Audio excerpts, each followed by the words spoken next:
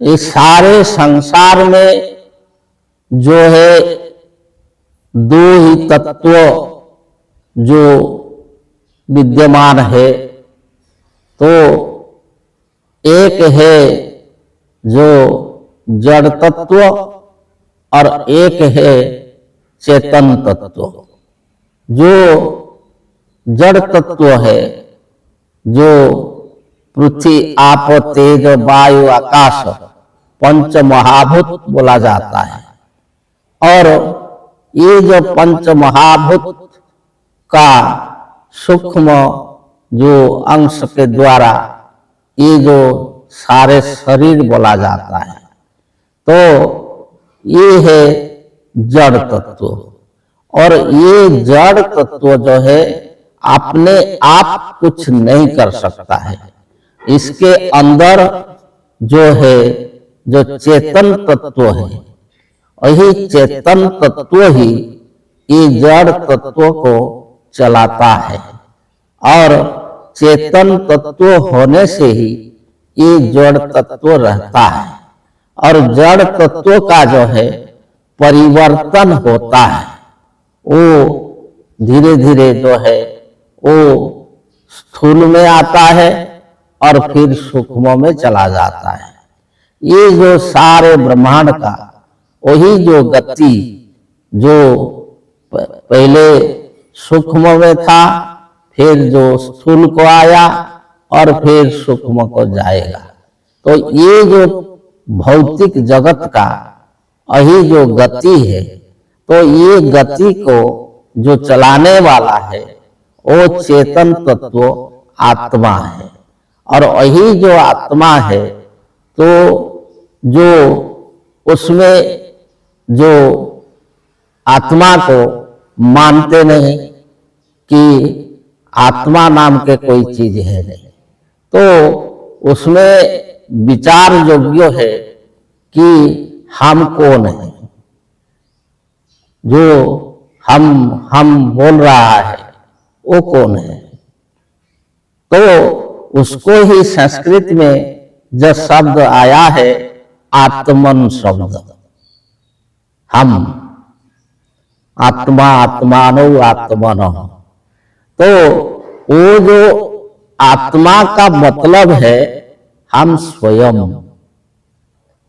जो ये सारे शरीर के अंदर रह करके हम बोल रहा है। तो कभी भी कोई भी ये नहीं बोल सकता है कि हम नहीं हैं। जो खुद का जो स्थिति को, जो खुद का उपस्थिति को जो खुद अनुभव करता है, अगर इसको भी अगर वो स्वीकार करेगा, कैसे करेगा? तो उसमें जो युक्ति जो तर्क देते हैं कि आत्मा नहीं है, आत्मा का नाम कोई चीज है ही नहीं। अरे आत्मा नहीं है का मतलब आप खुद नहीं हो, तो कौन कहेगा कि हम नहीं है? कोई दूसरा वस्तु के बारे में, कोई चीज के बारे में बोल सकते हैं कि ये नहीं है, उसको प्रमाण करो।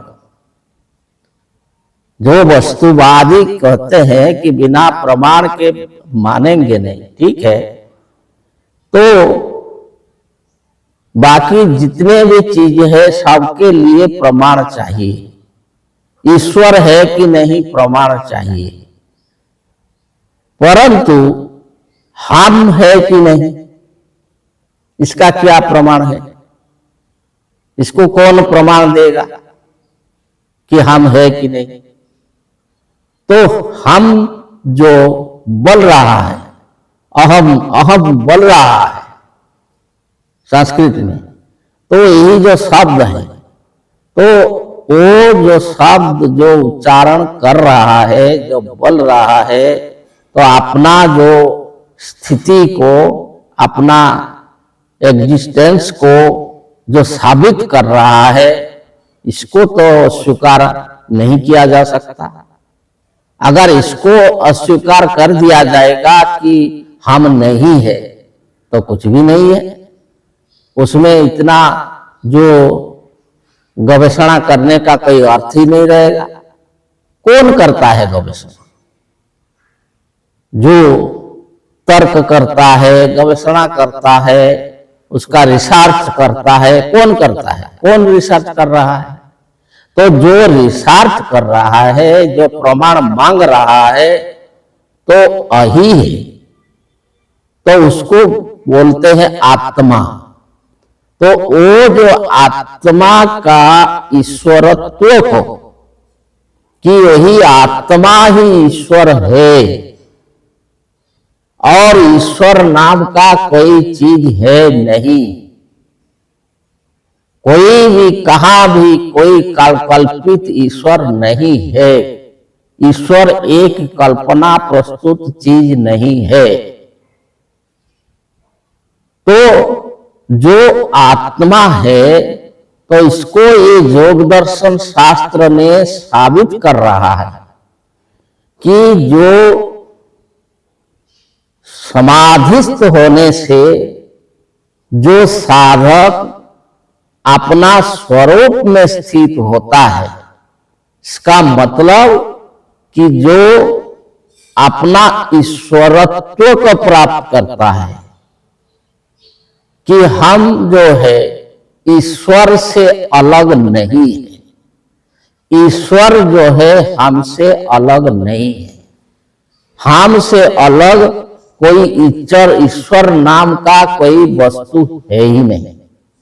यही जो ज्ञान है, इसको इस सूत्र में बताया गया कि ईश्वर प्रणिधानात् वा, कि वही ईश्वर को प्रणिधान करने से, दृढ़ भाव से अनुभव करके, धारण करके, दृढ़ भाव से रखने से तो योग होता है, समाधि होता है। तो इस सूत्र का यही अर्थ है। आगे बताएंगे।